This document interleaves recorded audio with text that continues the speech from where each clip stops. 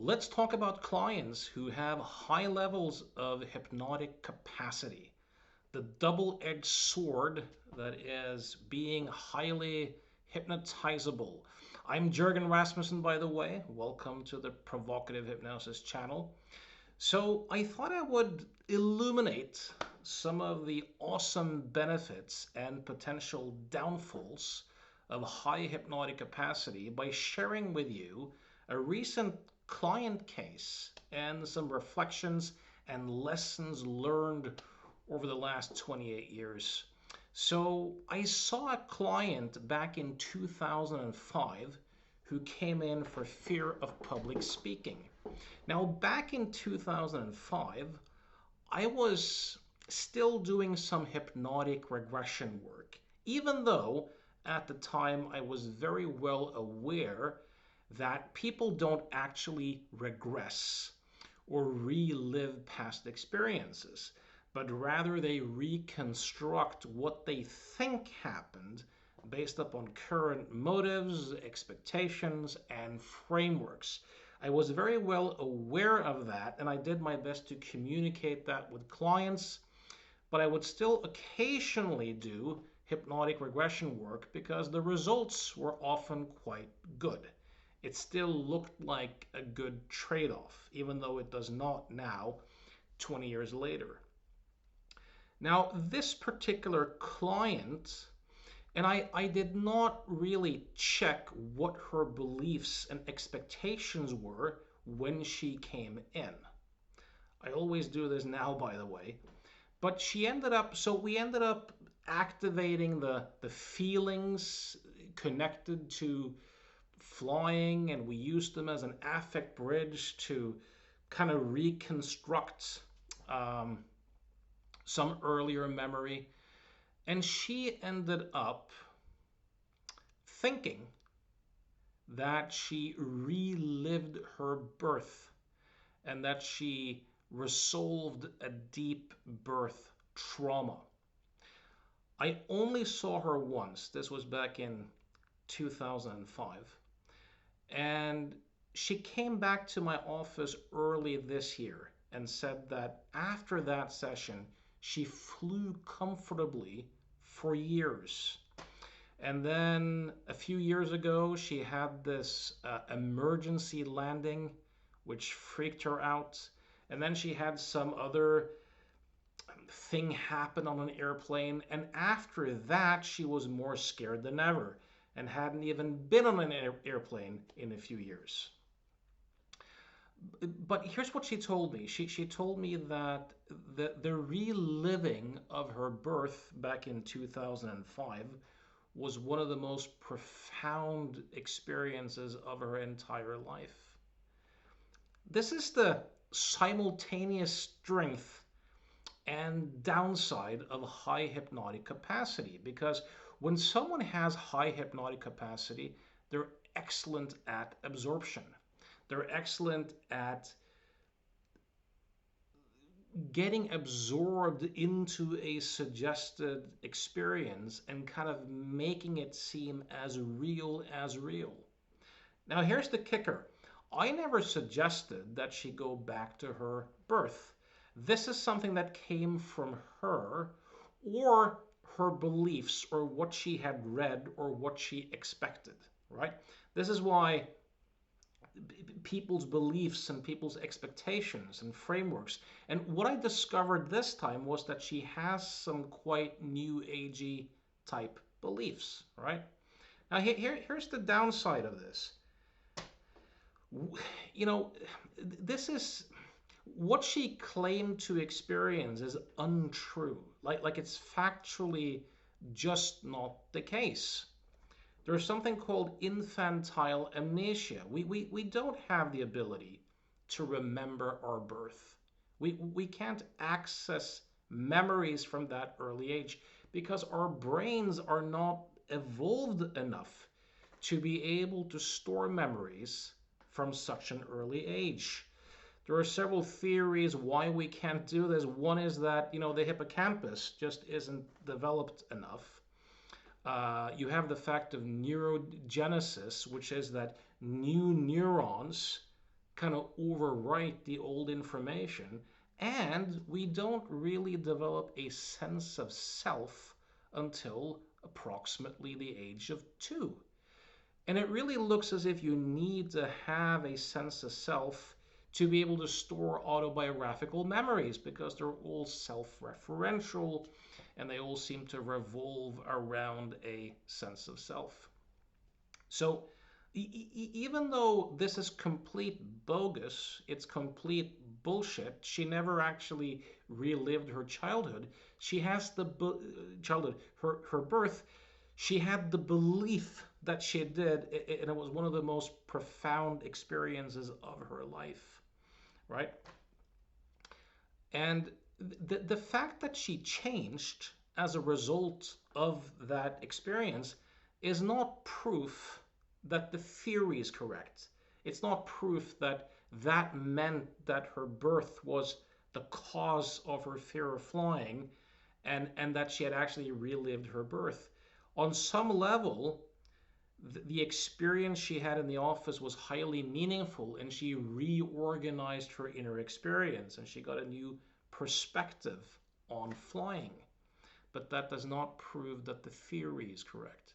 And this is how people with high hypnotic capacity can end up believing in a lot of junk, because their high levels of absorption and their high level of cognitive flexibility, where they can step into a suggested or self-suggested experience and make it so real and so compelling and so visceral, so often makes it seem so undeniably true, right?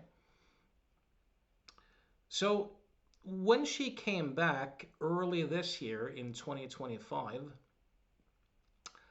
I did my best to update her framework a little bit, her ways of understanding the nature of thinking in her experience. And I had her imagine being on a plane and the plane crashing, and she would completely freak out. And then I would have her do it again, this time know that she was thinking, and now she could do it without any stress. And this is a very important thing to do, because it helps her develop the capacity to have the thoughts and know that they're thoughts. You see, the ability to get absorbed into something isn't good or bad in and of itself. It depends upon the context. It depends upon the level of choice. There's nothing wrong with getting absorbed into a good movie or a good play or a pleasant daydream. The problem is when you no longer have choice about it, and it's this kind of compulsive tendency to get absorbed into suggested experiences. So that was an important part of that first session that we did. And then, since she so loved hypnosis, I thought I'll do a formal hypnotic session, and I'll help her to experience herself as floating with the plane and viewing the plane as an extension of her body, to the extent where there's no longer her and the plane, there's just the trip, right? And I kind of suggested that she have this perspective on flying. And I communicated with her during the process, and it was very real to her. And then, once she opened her eyes after the hypnosis, she had complete amnesia for everything that had happened after she had closed her eyes. This sometimes happens. It's very rare, but it sometimes happens with the highly, highly hypnotizable. And that is that you can either suggest that they have amnesia for most of the experience, and or they spontaneously develop amnesia for most or all of the process. Of course, people normally forget things. I'm not talking about that, but there's a difference between that and closing your eyes, having this compelling experience that someone's guiding you through, And then once you open your eyes again, the whole thing is completely gone, right? So this amazing capacity for dissociation that some highly hypnotizable folks have can be, a big strength, because what can happen then is that people can make a change in perception and kind of lock that in, but since they have amnesia for the whole thing, then there's no conscious interference around that. The thought is being left alone. Now, the downside of this is, of course, that the change isn't well integrated. So, and again, this can be a problem with the highly hypnotizable, because they can kind of dissociate from their normal frames of reference and step into a suggested experience and have it, feel as real as real. But then they might go back to their doctor's office, and let's say that the doctor says that, oh, it's not possible to overcome a phobia in one session, or you'll always be scared, or you need to do exposure over time. They might get absorbed into those suggestions and make them feel as real as real. And now it's as if you've never even worked together. So changes with the highly hypnotizable can often be dramatic and quick, but they can very often be easy come, easy go. There's not necessarily an insight. There's not necessarily an ownership of experience. And this tendency to be so dissociated, or have the experience be kind of fragmented and not integrated with the rest of what the person knows, can, on the one hand, kind of protect the changes, but it can also make them extremely vulnerable. Anyways, after this session, she went on a couple of flights, came back, and said it's 95% better. Remember, she hadn't been in an airplane for years, and she said it's 95% better. Felt very relaxed beforehand, very relaxed going into the plane.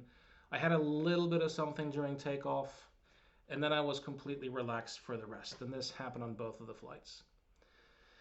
So what I did then for the second session that she came in is I guided her again. And this time I thought, I'm really going to strengthen this whole perspective on floating with the airplane, being part of the airplane and floating with it and viewing it as an extension of your body. And once again, she opened her eyes after the session and had amnesia for it. I've also made a video for her that she can listen to and reinforce those changes. And she hasn't flown yet, but she felt extremely calm and extremely good about the whole thing, after the last session. So we'll see, what her feedback is going to be. But a couple of very important things to consider. One thing I discovered during this particular session with her was that she had some belief that she had some psychic abilities, and she had some tendency to kind of attribute her experience to kind of wacky frameworks to some extent. And I think people can be more susceptible to that if they have very high capacities for dissociation. Because if you can blank completely out or have such fragmented experiences, there's very little sense of ownership to it. You might be more easily convinced that there's some entity that did it to you, or some demonic possession, or that you have multiple personalities, or that you have repressed memories, or these sorts of things. So it's really important when you work with highly hypnotizable folks to be aware that while these folks can often make dramatic changes quickly, if it's not followed by an insight, the changes can be easy come, easy go. And I think you especially need to be concerned with, is this person seeing other therapists at the same time who are kind of doing their best to induce them into competing frameworks? That's especially a concern with the highly hypnotizable.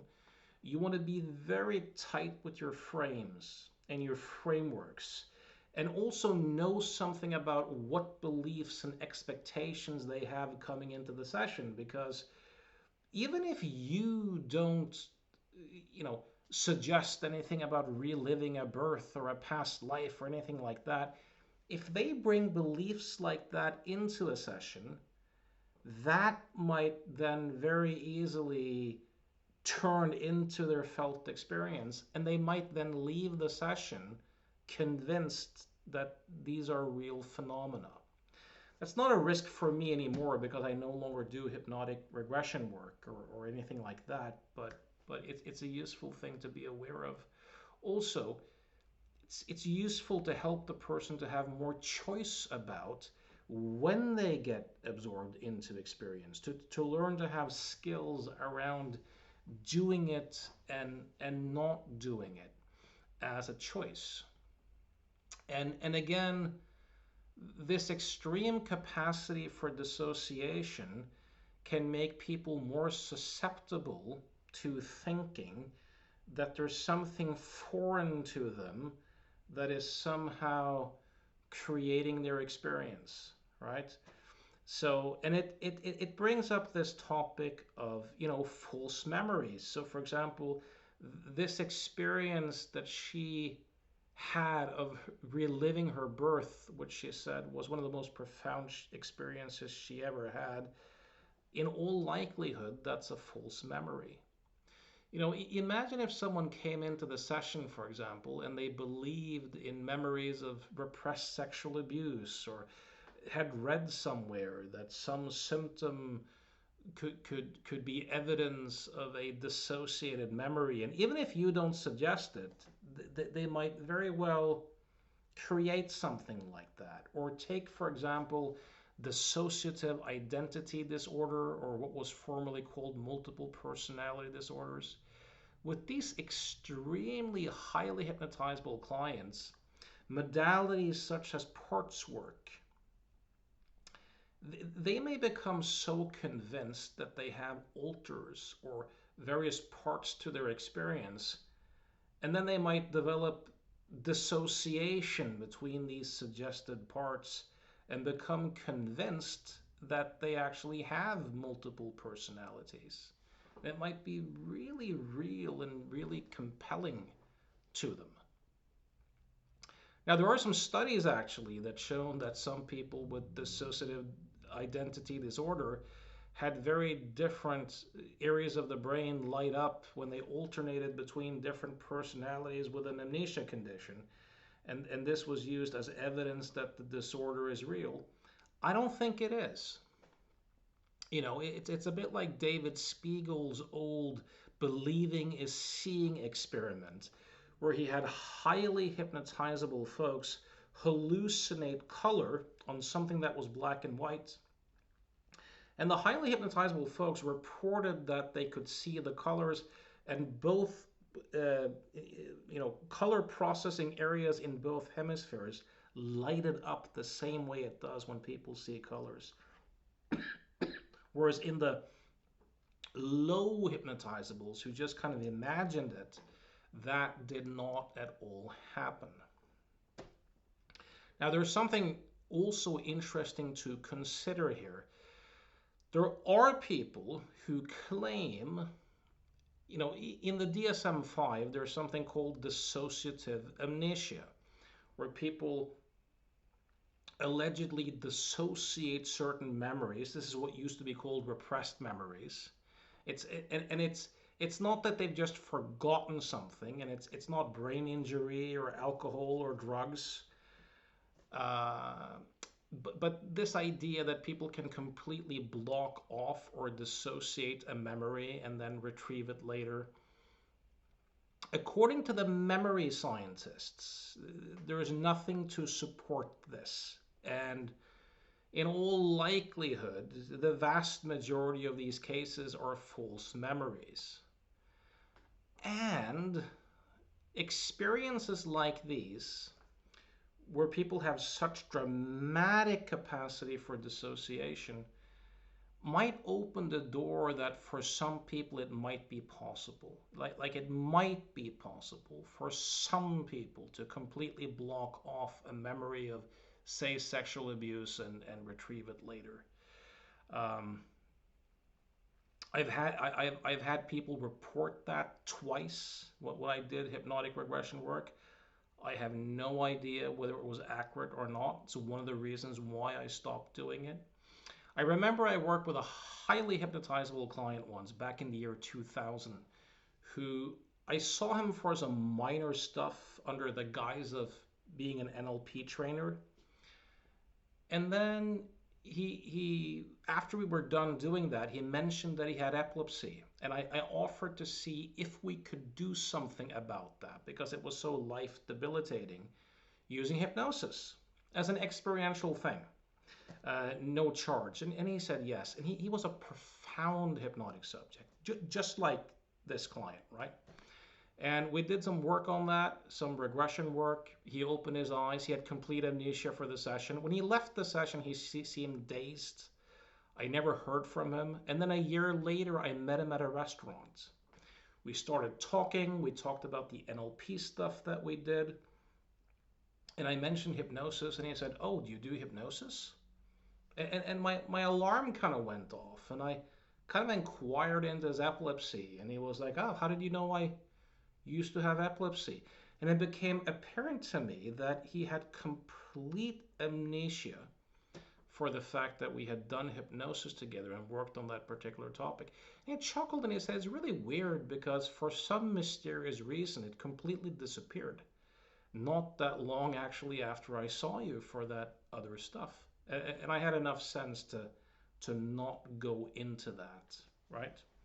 So, of course, this was the wet fantasy of the MK Ultra project and old school hypnotists such as George Esterbrooks, who had this idea that they might be able to create the perfect assassin or the perfect spy using hypnosis. You can read George Esterbrooks' book Hypnotism if you're curious about that sort of stuff, or John Lyle's latest book MK Ultra, which was just released.